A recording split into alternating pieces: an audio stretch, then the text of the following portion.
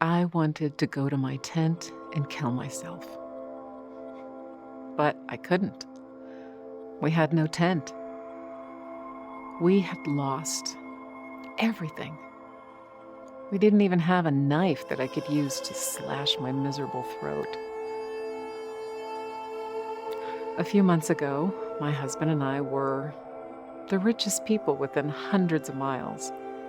We had more sheep, camels, oxen, and donkeys than we could keep track of. In our world, wealth was measured in livestock, not gold. We were fabulously wealthy. But not just wealthy in livestock, in family. We had 3 daughters and 7 sons. Every family member loved one another. Every family member was healthy. Every family member worshiped God. And then, gone. Everything. Gone.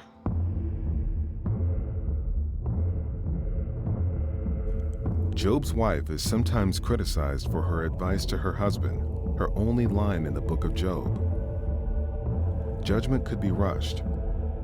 Should she be criticized or commended for the suggestion that her husband curse God and die?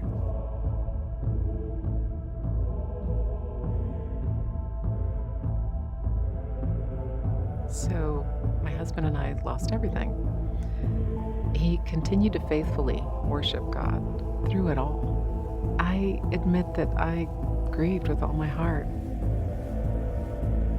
But I followed my husband's example and worshiped God. Well, I tried to worship through my tears and doubts. People that once feared us now jeered at us. People who were jealous of us laughed at our distress and poverty. People who were once our friends abandoned us. There was no way it could get worse. It did.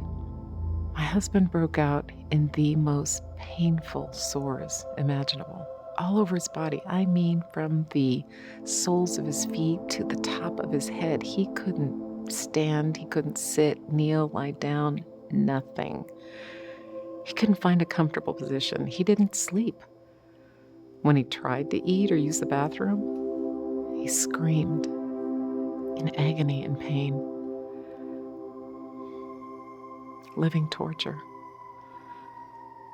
The man I loved more than my own life. Suffering. And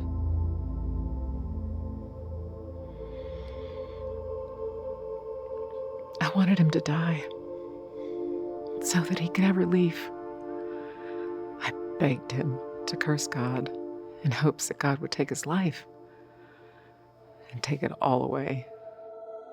If God punished him like this when Job was righteous, surely he would kill him when he wasn't righteous. I begged.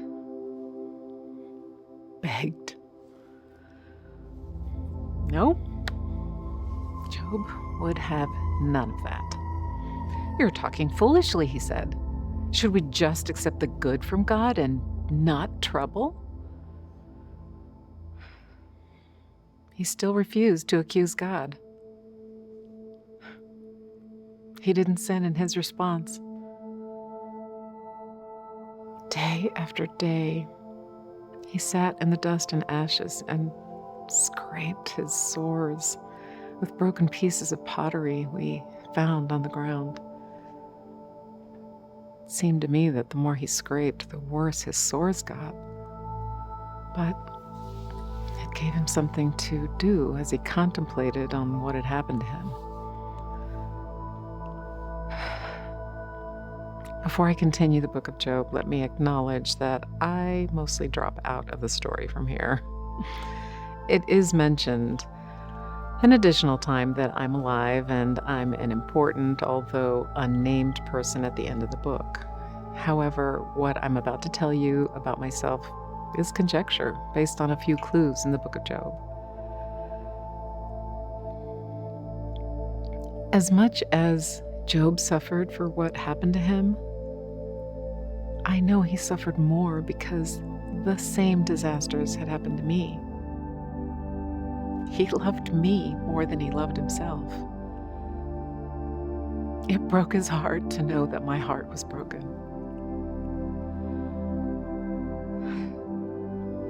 In spite of all the disasters that had happened,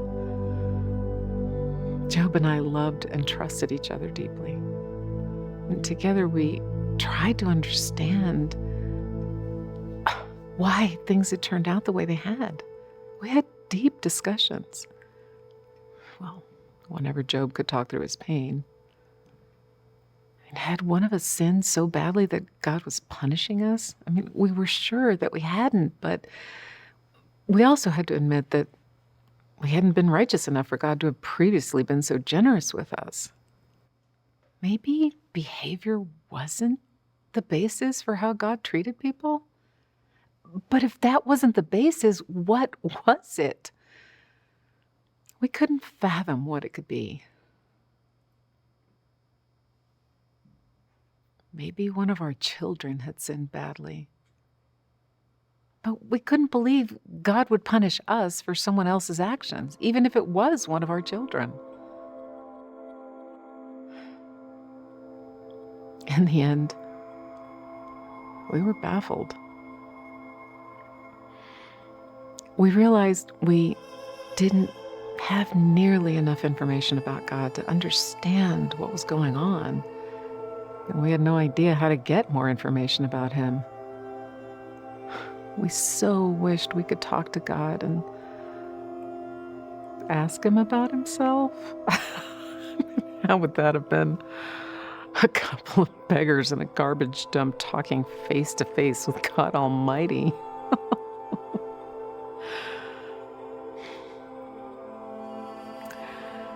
Now, back to the book of Job. From a distance, a large dust cloud, slowly moving our way. Not a dust devil, a cloud, moving in our direction. Eventually, we saw an entourage moving toward our garbage dump on purpose. From a long way away, I began to recognize former friends of ours riding on camels with their servants behind. I ran to them and stopped them as far away as possible. I didn't want my husband to be completely humiliated or for them to be embarrassed. They explained how they had heard about our troubles and came to see what they could do. They asked where Job was. I pointed. They could hardly recognize him. They were so shocked, so sad, that they wept, tore their robes, and sprinkled dust on their heads. Soon they looked almost like my husband.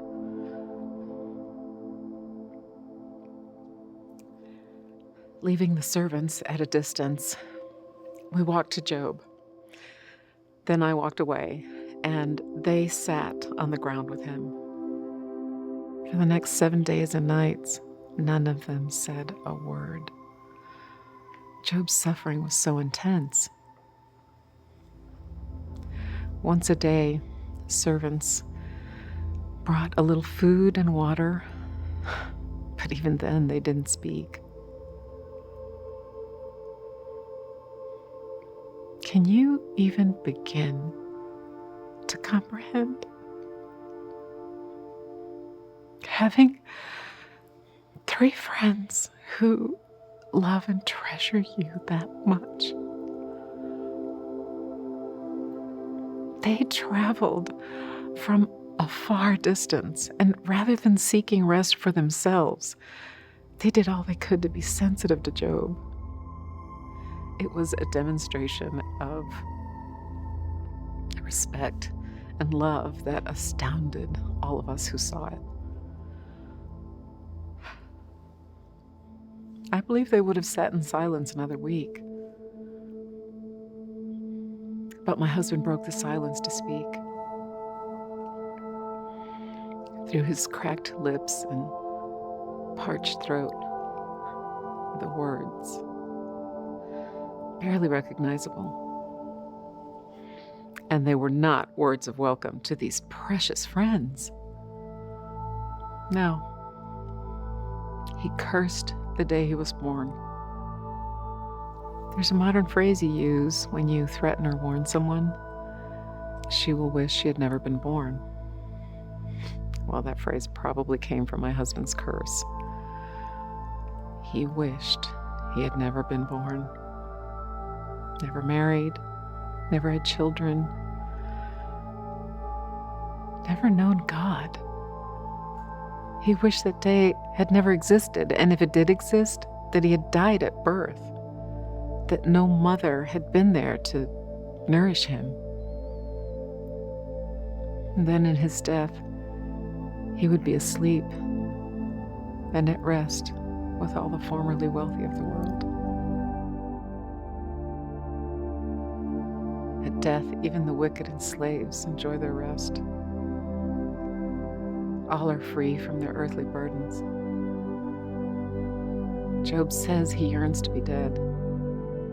His life consists of moans and groans. He has no peace, no quietness, no rest. What he fears has come upon him. I couldn't bear it anymore. I break down, inside and out. My husband is a broken man, and I can take no more.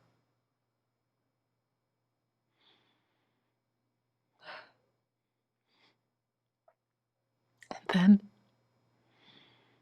I find my husband is not a broken man,